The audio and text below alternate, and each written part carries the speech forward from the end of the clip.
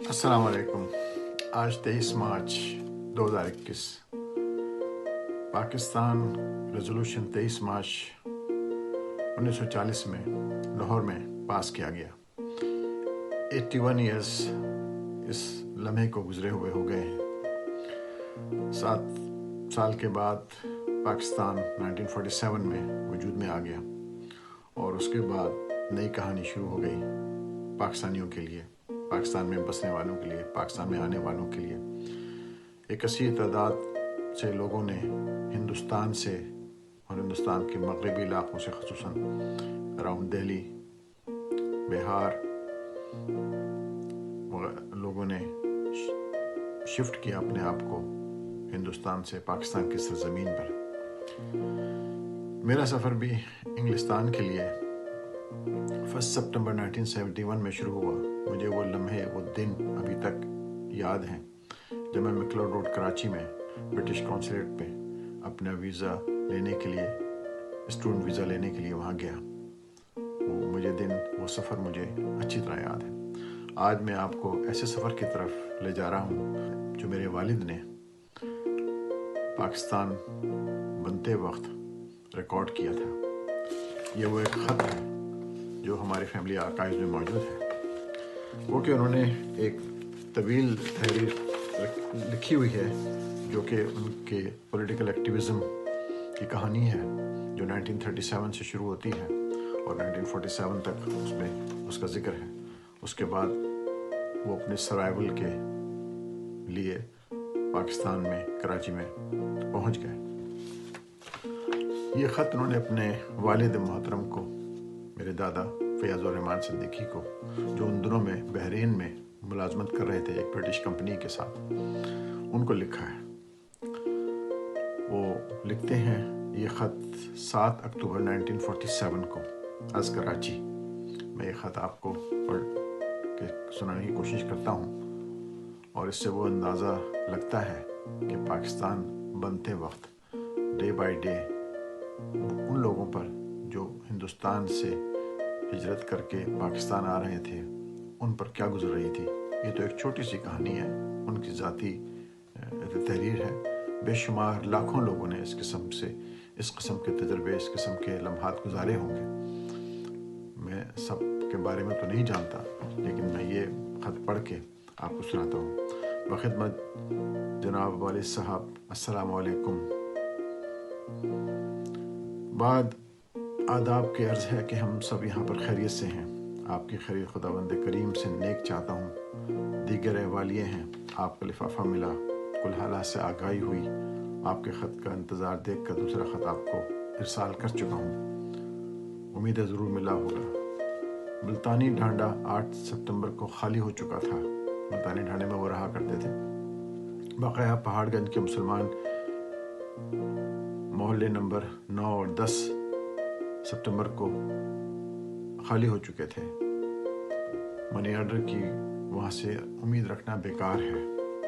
بیچارہ لطیف کے بچے خیریت سے ہیں اور اپنے نانا کے پاس بمقام پچھار ریاست گوالیار میں ہیں۔ تائیمہ اور ان کے بچے نامعلوم ہمایوں کے مقبرے میں ہیں یا پرانے قلعے میں، خدا ہی بہتر جانتا ہے ان غریبوں کا کیا حال ہے۔ خداوند کریم سے دعا ہے کہ خداوند کریم ان کو بخیریت رکھے۔ اخبارات میں یہ بھی سنا جا رہا تھا کہ 2,500 سے 3,000 آدمی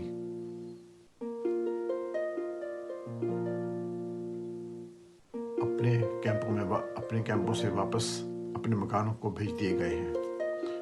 اب نہ معلوم ان پر کیا گزر رہی ہے، اس کا معلوم ہونا بھی دشوار ہے۔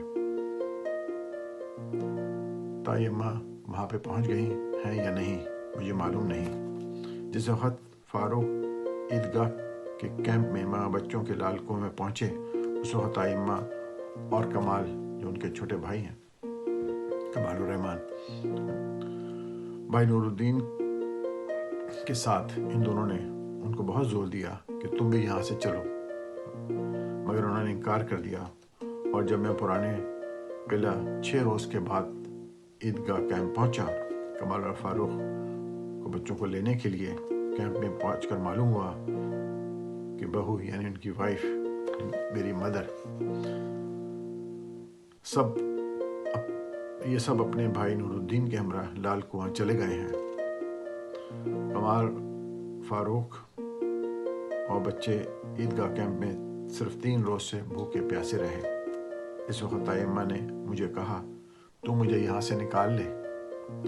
میں نے بھی اس وقت ان سے کہا، لال کنواں چلو، وہاں سے ساتھ ہی پرانے قلعے چلے جائیں گے۔ اس پر رضامند نہ ہوئی۔ کمال ان کو کیا کہتی ہیں ان سے، میرے والد سے، کہنے لگی کہ کل کوئی موٹر کا انتظام کرنا، کل یعنی نیکسٹ ڈے کوئی موٹر کا انتظام کرنا، ہم یہاں سے سب اکٹھے چلیں گے جیسے وہ پکنک پہ جا رہی ہیں۔ دوسرے روز میں پرانے قلعہ پہنچا۔ وہاں پہنچتے ہی مجھے فوراً ہوائی اڈے پر روانہ کر دیا گیا، اور اس لیے میں دوسرے روز طیمہ تک نہ پہنچ سکا۔ مامو اشفاق، مامو محرم بخیریت 14 سپٹمبر 1947 کو دہلی سے چلے اور 24 سپٹمبر کو 1947 کو کراچی ریل کے ذریعے پہنچے۔ راستے میں لدھیانہ جالندھر میں ان کی گاڑی پر ہونڈوں نے حملہ کرنا چاہا۔ کمانڈر انگریز تھا، اس لیے انگریز کمانڈر نے جوابی کارروائی کر کے ان کے حملوں کو پسپا کر دیا۔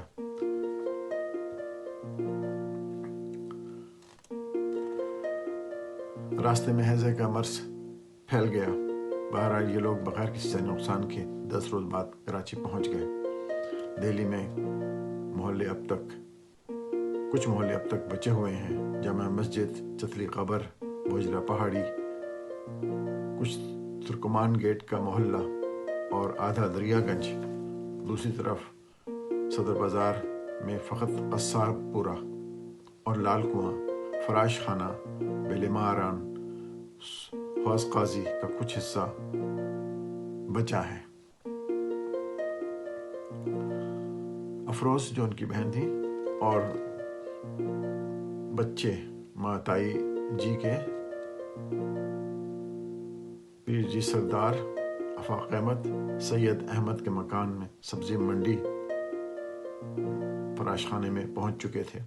اب نہیں جانتا کہ ان کا کیا بنا ہے اور کیا حال ہے۔ سردار احمد، افاق احمد نامعلوم لاہور پہنچے ہیں یا نہیں۔ ریاض الدین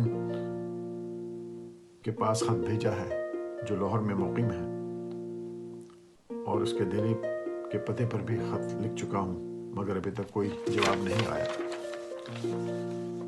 دہلی کے مسلمانوں کو ایسی امید نہ تھی، جیسا کہ مشرقی پنجاب میں ریاستوں کی فوج اور پولیس نے اپنی قوم ہندوؤں اور سکھوں کے ساتھ مل کر ظلم کیا اور وہاں مسلمانوں کا قتل عام ہوا، اغوا ہوا۔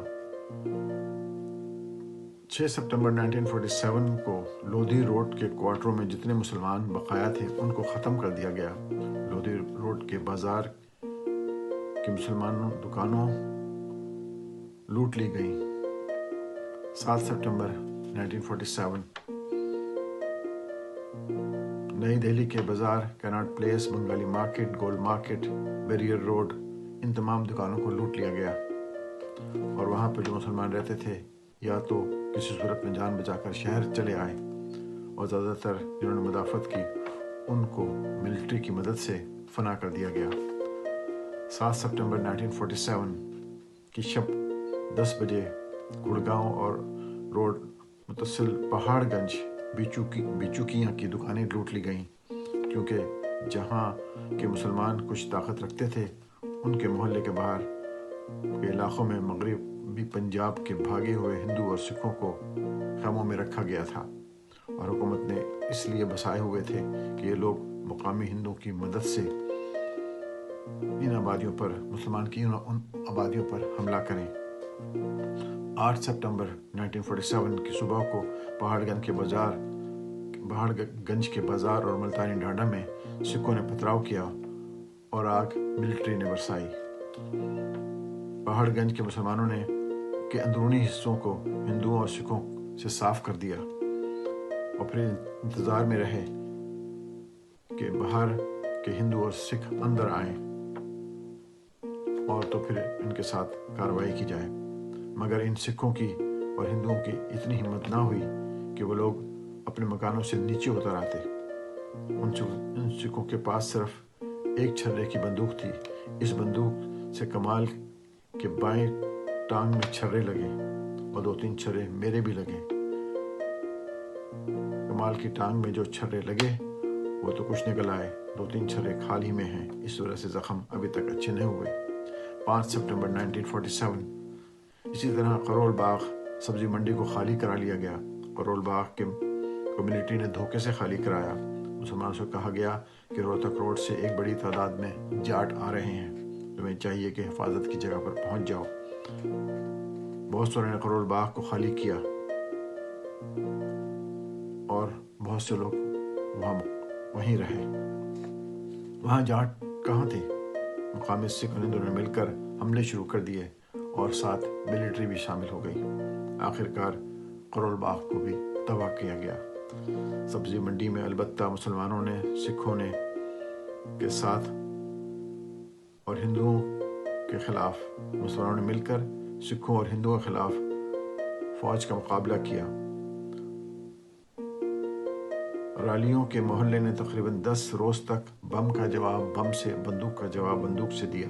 آخرکار نااہل حکومت نے سبزی منڈی کے مسلمانوں کو باغی قرار دے دیا اور سبزی منڈی کے ایک ایک گھر میں ملٹ نے گھس کر گولی چلائی۔ بہرحال اب آپ اندازہ لگا سکتے ہیں کہ مسلمانوں کا نقصان ہوا یا غیر مسلموں کا۔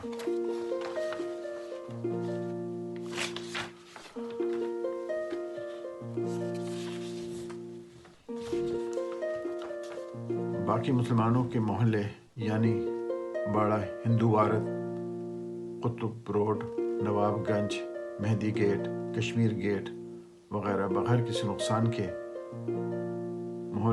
مسلمان اپنے محلوں میں اور ساز و سامان کے پرانے قلعے پہنچ گئے۔ اب جو لوگ کیمپوں میں ہیں ان کو کھانے کی تکلیف، پانی کی تکلیف، بارش رات کو روز پڑتی ہے، بغیر کسی انتظام کے دن رات میدان میں بیٹھ کر گزار رہے ہیں۔ بہرحال مسلمانوں کو اس وقت کوئی ایسی تکلیف بقایا نہیں جو یہ نہ بھگت رہے ہوں۔ دہلی کے مسلمان پولیس بھی اپنے اسلحے کے ساتھ کیمپ میں آ گئی ہے، اس لیے زیادہ تر مسلمانوں میں ہندو حکومت کی طرف سے خوف پھیل رہا ہے۔ پولیس مین ڈیوٹی پر گئے تو ان کے بیوی بچوں کو مار دیا گیا، گھروں سے نکال دیا گیا۔ 11 اور 10 سپٹمبر 1947 کو یہ حالت تھی کہ سکھ پولیس مین نے مسلمان پولیس مین کو مارا، سکھ افسر نے مسلمان افسر کو مارا، افسر نے افسر کو مارا، پولیس مین نے پولیس مین کو مارا اور نقصان پہنچایا۔ جن دفتروں میں مسلمان بہت کم رہ گئے تھے انہوں نے پاکستان جانا پسند نہیں کیا بلکہ ہندوستان ہی میں رہنا پسند کیا، تو ان لوگوں کو دفتروں سے واپسی پر ختم کر دیا گیا۔ سنا گیا ہے کہ روہتک، جھجر، دوجانا، کلانور یہ اب تک بچے ہوئے ہیں۔ بہادر گڑھ، کھوکھردہ، مہم، بھوانی تقریباً ختم کر دیے گئے ہیں۔ لکھتے ہیں اسی خط میں مہم 23 اگست کو گیا تھا۔ مہم جو ہے ہمارا ہندوستان میں آبائی قصبہ ہے، موجود ہے ابھی بھی، آپ گوگل پہ سرچ کریں مہم، MEHAM مہم، تو یہ قصبہ آپ کو پھلتا پھولتا نظر آئے گا۔ میں مہم 23 اگست کو گیا تھا اور روہتک سے فارغ ہو کر مکان میں بھائی قوام الدین کو سپرد کر آیا تھا۔ یہ ہمارا آبائی گھر تھا وہاں پہ۔ مکان میں ابو جلاح کا بڑا داماد رہتا تھا۔ جس روز میں مہم پہنچا اسی روز وہ گھر میں موجود نہ تھا، کیونکہ میرا ارادہ تھا کہ اس سے کرایہ نامہ لکھوا لوں۔ ملک میں بٹوارا ہو رہا ہے اور کرایہ نامہ لکھنے کا عہد کیا جا رہا ہے، ارادہ کیا جا رہا ہے۔ اس سے کرایہ نامہ لکھوا لوں اور اس سے سامان کی رسید لے لوں۔ 2 روز ٹھہرا मगर वो नहीं आया था। किस गांव गया हुआ था नहीं मालूम। भाई क़वामुद्दीन से और उसकी बीवी से कह आया था कि जब तुम्हारा खावन गांव आ जाए तो भाई क़वामुद्दीन को किराया नामा लिख कर दे देना और सामान की रसीद भी लिख कर दे देना। दिल्ली पहुंचकर एक ख़त भाई क़वामुद्दीन को, कई ख़त भाई क़वामुद्दीन को लिखे मगर जवाब ना मिल सका। इस वक्त तक फसादात की मुहिम में कोई उम्मीद न थी, इसलिए जो हशर हुआ या ना हुआ ये खुदा ही जानता है। मगर वहाँ से कोई ख़त और कोई जवाब नहीं आता। दादरी के मुताबिक यहाँ कराची पहुंचकर मालूम हुआ कि वहाँ पर कोई झगड़ा नहीं हुआ, बल्कि कल्लाना और दादरी के तमाम मुसलमानों को निकाल कर बाहर कैंप में रखा हुआ है। देबिचाही के हर गांव और दिल्ली के हर मोहल्ले का हाल 17 अगस्त से 16 सितंबर तक तफसील से लिखूं, मगर लिखते हुए हाथ कांपता है, आंखों में आंसू आ जाते हैं। मुसलमान इतनी जुर्रत नहीं कर सकता और ना करेगा कि इन काफरों ने मासूम बच्चों को के साथ किया। मासूम बच्चों तक को नहीं छोड़ा। नौजवान लड़कियों की असमत दरी, पहाड़गंज के बाजार में मुसलमान औरतों जिनके गले में कोई जेवर या नाक में कोई जेवर होता तो उसके कान और नाक काट लिए जाते थे। जो कुछ हुआ सब मुसलमानों की बदइंतज़ामी और बदअखलाकी, बदनीयती के बायस हुआ। जो कुछ भी हुआ अल्लाह से बदस्त इल्तिजा है कि मुसलमानों के गुनाहों को माफ़ कर दे और उन तमाम मुसलमानों को अपने साये में ले ले जो आज भी बाप बेटे से महरूम, बीवी खावंद से महरूम, बच्चे यतीम माँ बाप से महरूम, बल्कि हिंदुस्तान की वो मशहूर इमारतें, वो इबादत गाहें जो मुसलमानों ने आबाद की थी आज बग़ैर वारिस और वीरान पड़ी हुई हैं, बल्कि मुसलमान इनसे महरूम हो गए हैं और इन इमारतों और ये इमारतें इनसे महरूम हो गई हैं। खुदावंद करीम से दुआ है कि या रब्बुल आलमीन इन बेगुनाह मुसलमानों का खून वो ज़मीन बोस हो गया है। इस खून की ये ज़मीन प्यासी थी, इस खून को, इस ज़मीन को पिलाया गया है। ये ज़मीन हज़म ना कर सके बल्कि उबले और इस उबलते हुए खून से हिंदुस्तान के मुसलमान और पाकिस्तान के मुसलमान एक दफ़ा फिर होली खेलें। दूसरे लफ्ज़ों में आप समझ लें कि अल्लाह ताला हमें तौफीक दे कि हम इन मासूम बच्चों का खून, जिन्होंने अपने छोटे छोटे हाथों से सिखों की तलवारों से ज़ख्म खाए, उनका बदला लें, या हम फना हो जाएं या ये काफिरों को फना कर दें। ये वो डायलॉग हैं जो आजकल हम अर्तुगरुल की स्ट्रगल में देख रहे हैं और ये अब इसका एहसास कर रहे हैं कि ये क्या है। पाकिस्तान रेजोल्यूशन को पास हुए 81 ईयर्स गुजर चुके हैं। पाकिस्तानी दुनिया के हर कोने में फैले हुए हैं, ख़ुसूसन वो पाकिस्तानी जो वेस्टर्न कंट्रीज़ में, अमेरिका में, कनाडा में, ऑस्ट्रेलिया में, न्यूजीलैंड में मौजूद हैं। उनके कसरत से वहाँ पे रहने वाले लोगों की दास्तान, उनके वालिदैन की दास्तान इसी तरह की होगी। मैं सिर्फ इस बात का एहसास दिलाना चाहता हूँ जो ओवरसीज़ पाकिस्तानीज़ मुल्क से बाहर रह रहे हैं, उनको एहसास होना चाहिए कि ये मुल्क ऐसे नहीं बना था। इसके लिए अभी स्ट्रगल जारी है और इंशाअल्लाह जारी रहेगी। अल्लाह हाफिज़।